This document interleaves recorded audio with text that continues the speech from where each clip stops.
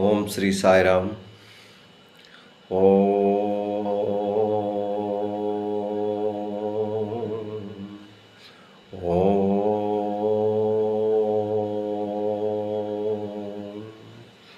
ఓం శ్రీ గురుభ్యో నమః.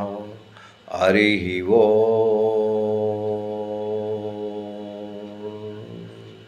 వక్రతుండ మహాకాయే సూర్యకోటి సమప్రభా నిర్విఘ్నం కురు మే దేవా సర్వకాలేషు సర్వదా సరస్వతి నమస్తుభ్యం విలదే కౌమనముకుని విద్యారంభం కరిష్యామి సిద్ధిర్భవతు మే సదా.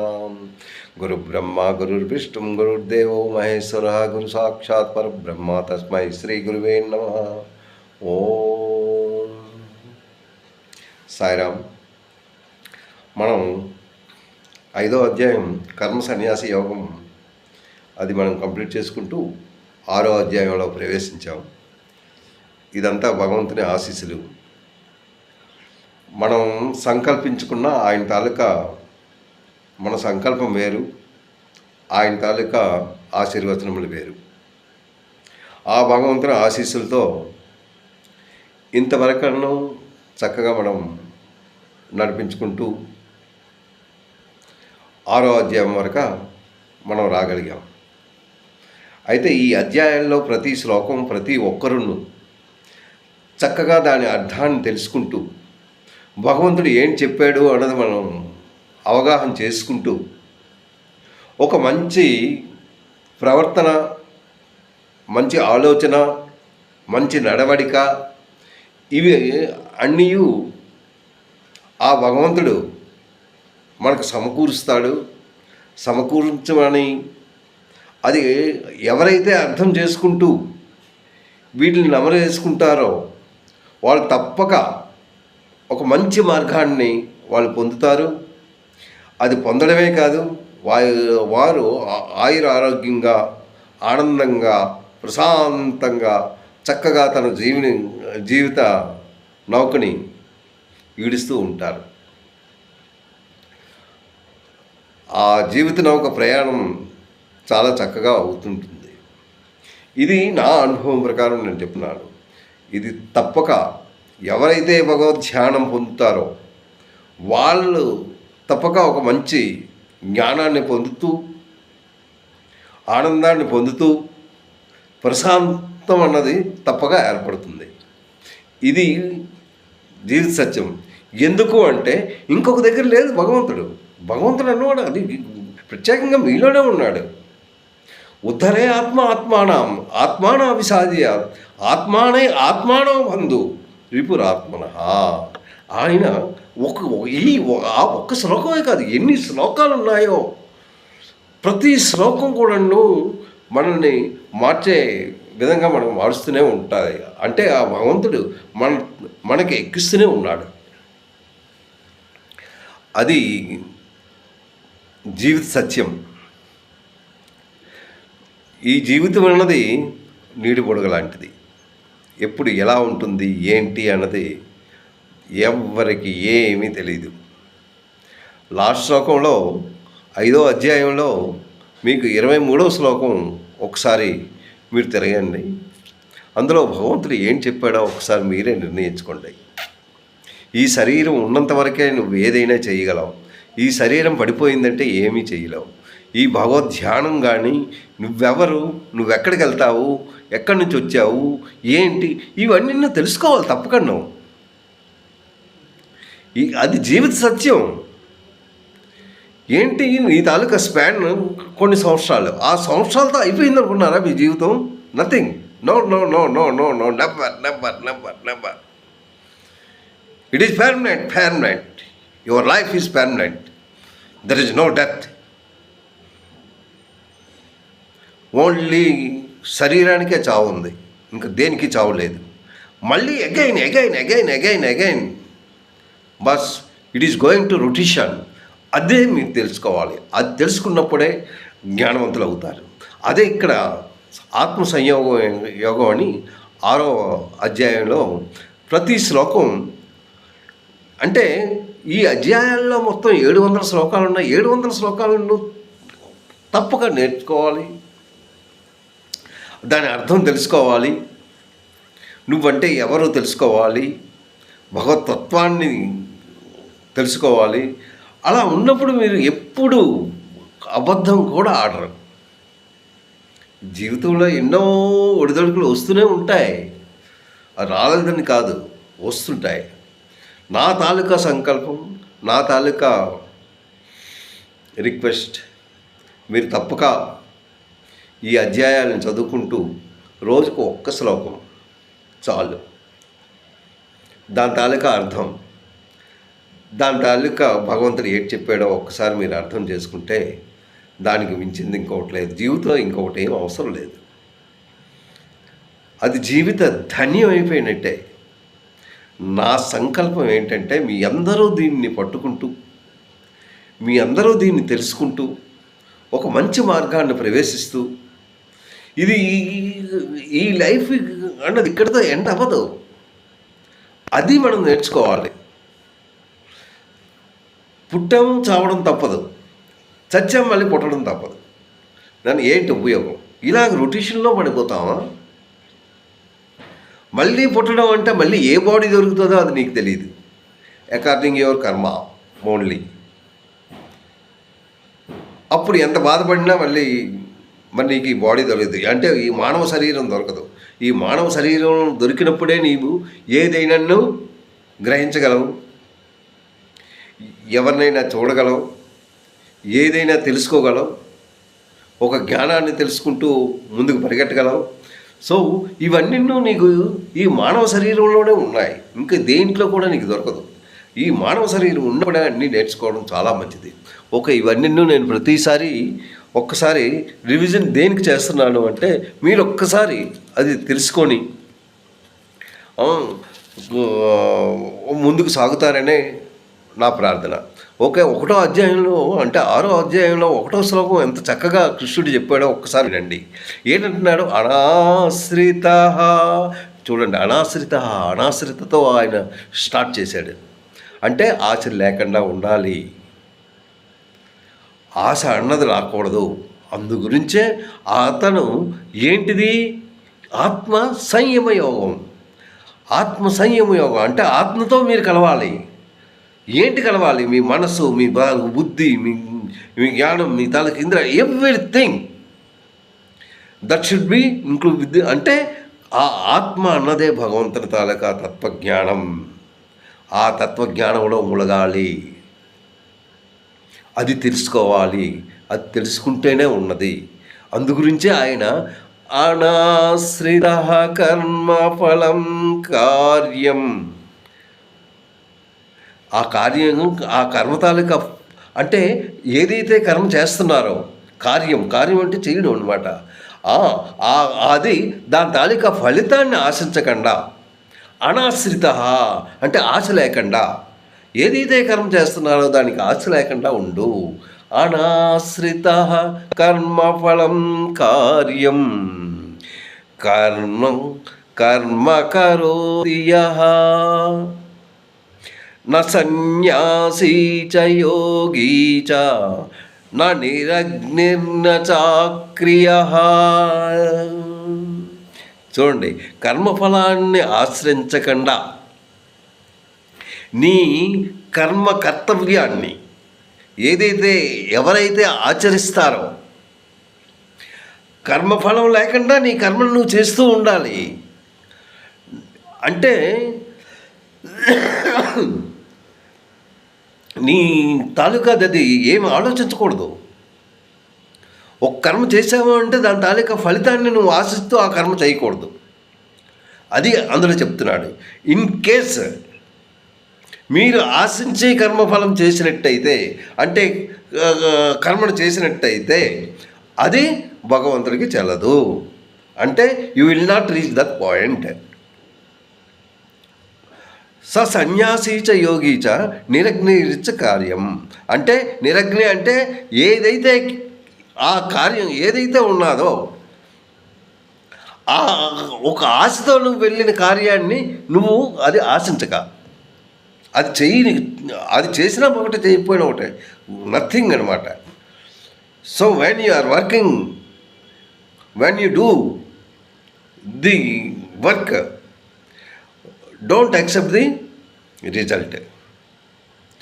The result goes to the Bhagwan only. So without accepting this one, when అంటే while you are working to accept something for the work, so it will not reach the Bhagwan. అది నీ దగ్గరే ఉంటుంది. అది ఈ 1వ శ్లోకంలో చాలా చక్కగా ఆయన బోధించాడు. అది మనం ఒకసారి చదువుకుంటే చాలా మంచిది. నెక్స్ట్ 2వ శ్లోకంలో ఏం చెప్పాడో మనం ఇప్పుడు తెలుసుకుందాం. ఏంటంటున్నాడు? యః సన్యాసమతి ప్రాహు యః సన్యాసం ఇతి. ప్రాహు ప్రాహు అంటే ఎవరు? ప్రాహు అంటే చెప్పు, నువ్వు చెప్పడం అనమాట. ఎవరు చెప్పేదరు? ఎవరు చెప్తారు ఏంటని? ఎవరు? సన్యాస్ ఇది అంటే సన్యాసం, ఇది సన్యాసం అని ఎవరు చెప్తారు? దేని గురించి నువ్వు సన్యాసివి? How you are call as a sanyasi? నువ్వేదో చేసేస్తుంటే అది నీకు సన్యాసం అయిపోతావా? రుద్రాక్షమాలు వేసుకొని ఇంకొక కాషాయ వస్త్రాలు వేసుకుంటూ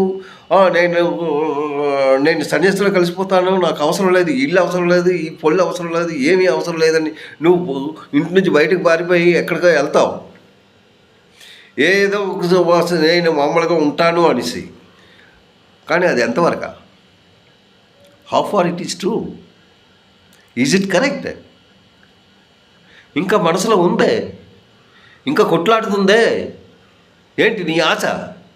అయ్యో నా ఇల్లు, నా పొళ్ళు, నా పిల్లలు, నా ఇది ఇలాగా నీకు ఎప్పుడైతే ఈ ఆశ అన్నది ఎప్పుడైతే నీకు పరిగెడుతుందో అది ఎన్నటికీ కింద రాదు. అది కాక నీలో ఇంకేటున్నాయి? నీకు బ్యాడ్ ఎలిమెంట్స్ చాలా ఉన్నాయే. రాగద్వేషాలు ఉన్నాయి, కోరికలు ఉన్నాయి. ఒకటా? ఇవన్నీ నువ్వు మైండ్లో పెట్టుకుంటూ నేను సన్యాసిని అంటే వాళ్ళు సన్యాసి అవ్వగలరా? ఈ శరీరాన్ని నువ్వు ఏ బట్టలు వేసుకో, ఇంత రుద్రాక్షలు వేసుకో, ఇంత పెద్ద నామాలు పెట్టుకో, ఏం చెయ్యి, కానీ లోపల మాత్రం అవి కూరుకుతున్నాయే. రాగద్వేషాలు అనేది కూరుతున్నాయి. ఈ రాగద్వేషాలు ఎలా పోతాయి? అవి పోవడం అంటే మామూలు మాట కాదు, దానికి ఎంతో సాధన ఉండాలి. అదే ఇక్కడ చెప్తున్నాడు అనమాట. ఎవరు? సన్యాసం ఇది ప్రాహు యోగం తవిద్ది పాండవ అంటే ఓ అర్జున, యోగం యోగులు అని తెలుసుకో.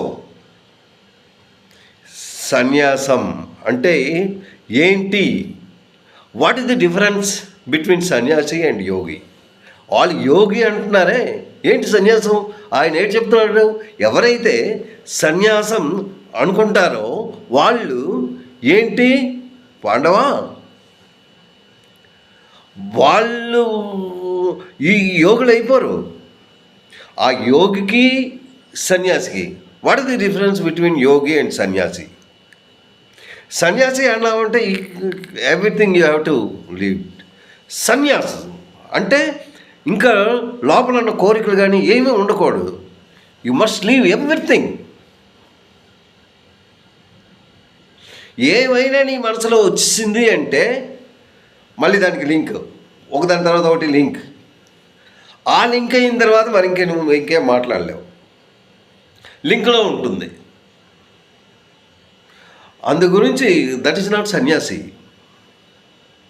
ఫస్ట్ నీ కోరికలు పోవాలి, నీ తాలూకా ద్వేషగుణం ఒకటి పోవాలి. ఒకటి బాగుపడితే చూడలేవు, ఆ చూడలేనితనం చాలా ఎక్కువగా ఉంటుంది. అందరికీ సమానంగా చూసే గుణం రావాలి. ఎందుకే ఈ శ్లోకాలన్నీ కృష్ణ భగవానుడు ప్రతిదీ గుచ్చి గుచ్చి గుచ్చి గుచ్చి గుచ్చి గుచ్చి చెప్తున్నాడు. అయితే సన్యాసీతి ప్రాహు యోగంత విద్ధి పాండవా. అలా ఫలితం ఉన్నప్పుడు యోగి కూడా, ఆ యోగి అంటే అది ఎలా ఉండాలి? మంచి కర్మలు చేయాలి, సత్కర్మలు కర్మలు చేస్తూ ఆ కర్మ ఫలితాన్ని ఆశించకుండా ఉండాలి. అంతా భగవంతునిదే అన్న భావనతోనే వెళ్ళాలి. అలా వెళ్ళినప్పుడే అది ఉంటుంది, లేకపోతే అది ఉండదు. అందు గురించి యోగి అన్నది వేరు, సన్యాసి అని విడిచిపెట్టడం. ఏదైనా రెండు ఒకటే. యోగి కూడా అదే తోవ, సన్యాసి కూడా అదే తోవ. There is no difference at all. యోగం అంటే సన్యాసి అంటే వాళ్ళు కూడా విడిచిపెట్టాలి పూర్తిగా. యోగి అంటే అవన్నీ విడిచిపెట్టిన వాడు యోగి అవుతాడు, లేకపోతే వాడు యోగి కాడే. So there is no difference at all. రాగద్వేషాలు లేకుండా ఉండాలి, అన్నీ విడిచిపెట్టుకోవాలి. అయితే అన్నీ విడిచిపెట్టుకోవాలి అంటే ఏంటి? హౌ? విడిచిపెట్టుకోవడం అంటే ఏంటి? నీ కోరికలు ఎలా పోతాయి? కోరికలు ఎలా నీకు వస్తాయి నీ మైండ్లోకి? How it will come to your mind? ఏదైనా వస్తువు చూస్తున్నావు, ఆ వస్తువు ద్వారా నీకు ఆ కోరిక పుడుతుంది. వస్తువు ద్వారా కోరిక పడుతుంది అంటే అదేంటిది? ఆ కోరిక అన్నది పుట్టినప్పుడు నీకు సంకల్పం. ఏంటా నీ సంకల్పం అంటే నీ ఆలోచన. నీ ఆలోచన ఏంటి అంటే నువ్వు చూసావు ఒక వస్తువుని, ఆ వస్తువు తాలూకది నీకు ఆలోచన. అది అంటే నీకు ఏవైతే కోరికలు ఉన్నాయో ఆ కోరికల ముందు ఏంటి? నీకు సంకల్పం అన్నది ఒక తెర ముందుకు ఉందన్నమాట. ఆ సంకల్పాన్ని బట్టే నీ కోరికలు పుడతాయి. అయితే ఆ సంకల్పం లేకుండా, అంటే అది నీకు మైండ్లో రాకుండా నువ్వు ముందు దాన్ని కట్టియాలి, గోడే కట్టియాలి. ఆ సంకల్పం అనేది నీకు ముందుకు రాదనమాట. ఆ సంకల్పం లేకుండా ఉన్నవాడే మానవుడు. అదనమాట ఇక్కడ చెప్పాడు. సన్యాసి ఇది ప్రాహు యోగతం విత్ అంటున్నాడు. ఆ తర్వాత నా హి అసన్యస్త సంకల్పం అంటే సంకల్పం లేకుండా ఉండాలి. అసన్యస్త అది మైండ్లో అసలు రాకూడదు. ఏంటి అసన్యస్త అంటే? సంకల్పాన్ని ముందు త్యాగం చేయాలి. ఫస్ట్ దాన్ని వేలుతో తీసేయాలి. అంటే అది నీ మైండ్లో రాకుండా చేసుకోవాలి. ఏవైతే వస్తువు చూస్తున్నావో ఆ వస్తువు గురించి ఇంకా ఆచరణ ఉండకూడదు. ఆ సంకల్పం అనేది ముందుకు రాకూడదు. అది రాకుండా అసన్యస్త సంకల్పం యోగి భవతి కల్చన అన్నాడు. అతను ఎప్పుడైతే సంకల్పం నీ మైండ్లోకి వచ్చి నీకు కోరుకుంటుందో ఈజ్ నాట్ అట్ ఆల్ సన్యాసి. ఆడు అసలు సన్యాసే కాలాడు. ఆ సన్యాసి కావాలంటే ఇవన్నీ ఉండాలి. ఇవన్నీ అంటే ఈ ఏవైతే ఉన్నాయో అవి నీకు ఉంటేనే నువ్వు సన్యాసి అవుతావు, లేకపోతే సన్యాసి అవ్వవు అనేసి ఇక్కడ చాలా చక్కగా ఆయన గుచ్చి అన్నీ విడిచిపెట్టుకోవడమే అది ఒక సంకల్పం అంటున్నాడు. ప్రతి అన్నీ విడిచిపెట్టుకొని సంకల్పం అనేది లోపల రాకుండా ఉంటే ఆడు సన్యాసి అవుతాడు. అతనిదే యోగి. ఆయనే యోగి అని పిలుస్తాడు. అయితే ఈ యోగి ఏంటి? యోగ శాస్త్ర ప్రకారం వాడు కర్మలు చేస్తూ ఉంటాడు. వాడు కర్మ చేయాలి, కానీ శాస్త్రయుక్తంగా చేస్తున్న కర్మలు చేస్తూ ఆ కర్మల్ని తన లోనికి తీసుకోకుండా అది భగవద్ధ్యానంలో ఉంటుంటాడు ఆయన. అయితే ఈ మనసు ఎలాగ ఏకాగ్రత అవుతుంది? ఫస్ట్ ఇందులో ఏంటంటున్నాడు? ఇందులో ఈ శ్లోకంలో మీకు ఏం చెప్పాడు? నీ మనస్సును ఎవడైతే కట్టుదిట్టం చేసుకుంటూ నీ మనసుని పరిగెట్టనివ్వకుండా నువ్వు ఎవడైతే చేసుకుంటాడో ఆ మనసుని కంట్రోల్ చేసుకున్న వాడు యోగిగా నిర్ణయిస్తాడు. అంతేగాని మామవాడు యోగి అవ్వడు, సన్యాసి కూడా అవ్వడు. కానీ ఆ మనసుని కంట్రోల్ చేసుకోవడం ఎలాగా? మనస్సు కంట్రోల్ చెయ్యాలి అంటే నీ తాలూకాది మనస్సుని కోరికల వైపు పరిగెట్టించకూడదు. అంటే నీకు ఆలోచనే ఉండకూడదు. First you should stop your సంకల్పం. అది నీ మైండ్కే రానివ్వకుండా చెయ్యాలి. అది అంటున్నాడు అనమాట. అది ఏకాగ్రత కావాలి అంటే ఫస్ట్ దాన్ని స్టాప్ చేయాలి. ఏకాగ్రత ఉంటే కానీ నువ్వు భగవంతుడి దగ్గరికి వెళ్ళలేవు. ఏకాగ్రత ఎలాగొస్తుంది? నీ మనసుని బట్టి ఉంటుంది. అంటే నీ మనసుని ఎలాగెళ్తున్నాయి? నీ మనసు పరిగెట్టిస్తున్నావు ఇటు అటు. అది కంట్రోల్ చేసుకోవాలి. అది కంట్రోల్ చేసుకోవాలంటే ఓన్లీ భగవద్ధ్యానంలోనే ఉంటుంది. భగవద్ధ్యానంలో తప్ప ఇంకో దాంట్లో రాదు. అంటే ప్రతి శ్లోకం మీరు ఒక్కసారి జాగ్రత్తగా వినాలి. వింటే దాని తాలూకా అర్థం భగవంతుడు చెప్పింది తాలూకా ఆహా ఇది నిజమా, ఇదా ఇలాగా అని మీరే తెలుసుకుంటారు.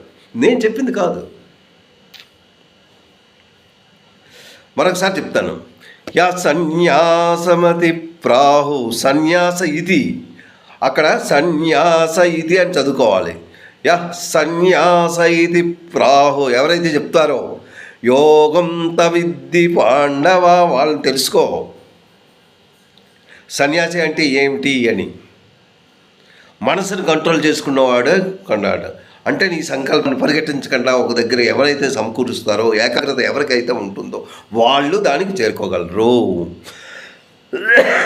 అసన్యస్త అంటే అసన్యస్త అంటే ఈ సంకల్పం ఏదైతే నీ మైండ్కి వచ్చిందో, ఒక వస్తువుని చూసావు దాన్ని సంకల్పించుకున్నావు, అది ఏదైతే వచ్చిందో దాన్ని పారద్రోవాలి. యూ షుడ్ లివ్ ఇట్, విసర్జించాలి. అది విసర్జించినట్టే ఇదేనే అవుతుంది అనేసి అంటున్నాడు. అసన్యస్త సంకల్పో యోగి భవతి ఆడు ఎప్పుడు